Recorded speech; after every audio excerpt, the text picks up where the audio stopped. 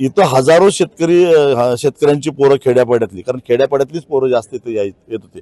अर्थात शहरातली सुद्धा होती, पण खेड्यातली जास्त। आम्ही झोळी घेऊ, भीक मागू, त्यांना निधी उभा करू। आमच्यापैकी कुणी असं म्हणत नाही की या ट्रस्टमध्ये आम्हाला सभासद करा, आमच्यातलं कुणी असं म्हणत नाही की आम्हाला ट्रस्टी करा। आमच्यावर जबाबदारी टाका, आम्ही निधी उभा करतो, पण ही जागा न विकता याचा विकास करा, एवढं आमचं म्हणणं आहे। स्कॅम चाललाय 100% एवढी ही सोन्यासारखी जागा गळंकृत करण्याचा उद्योग चालू आहे। सध्या एचएनडी जे वसतिगृह आहे या ठिकाणी आपण बोलतोय, काय मुद्दा आहे, नेमकं काय घडलं इथे? ही एचएनडी वसतिगृहाची 3 एकर जागा ही विकासकाला विकण्याचा घाट तिथल्या विश्वस्तांनी घातलेला आहे। त्याला इथल्या सगळ्या लोकांचा विरोध आहे। ह्या विश्वस्तांचे पूर्वज जरी ह्या ट्रस्टचे मुख्य असले तरी त्यांनी ही दान दिलेली आहे, आणि हा एक धर्मादाय ही संस्था आहे, आणि त्यामुळं इथं हजारो शेतकऱ्यांची पोरं खेड्यापाड्यातली, कारण खेड्यापाड्यातलीच पोरं जास्त इथे येत होते। अर्थात शहरातली सुद्धा होती, पण खेड्यातली जास्त इथं येऊन शिक्षण घेऊन गेलेले आहेत, गरीबाची पोरं।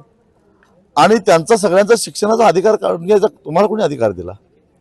आणि त्यामुळं जर याच्या विकासासाठी त्यांचे काही जमीन न विकता काही प्लॅन असेल तर त्यांनी सांगावं, अशीच एकदा सगळ्यांना बोलवावं, त्यांचा प्लॅन ठेवावा। आम्ही झोळी घेऊ, भीक मागू, त्यांना निधी उभा करू।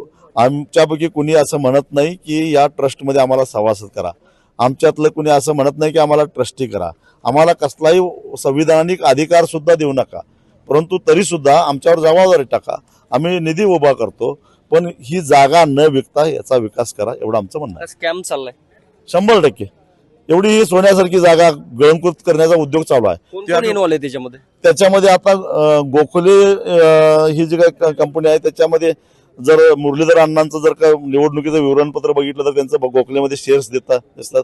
आता मुरलीधर अण्णांच्या पाठीमागे कोण आहे मला माहित नाही, ते त्याच्यात कोणतरी असतील मला माहित नाही, पण माझं म्हणणं आहे की ज्या अर्थी धर्मादाय आयुक्ताने सुद्धा घाई गडबडीनं जमीन विक्रीला परवानगी दिली, याचा अर्थ राजकीय हस्तक्षेप 100% आहे, आणि त्या धर्मादाय आयुक्ताला सुद्धा ती महागात पडणार आहे।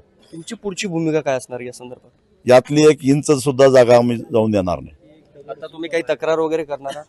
केलेली आहेच, धर्मादाय आयुक्ताकडे केलेली आहे, अल्पसंख्याक आयोगाकडे तक्रार केली आहे, त्यांनी पोलिसांना चौकशीचे आदेश दिलेले आहेत, आणि इथं असणारी शेकडो झाड आहेत ती तोडायचा घाट घातलेला आहे, त्यामुळे हरित लवादाकडेही तक्रार करणार आहोत।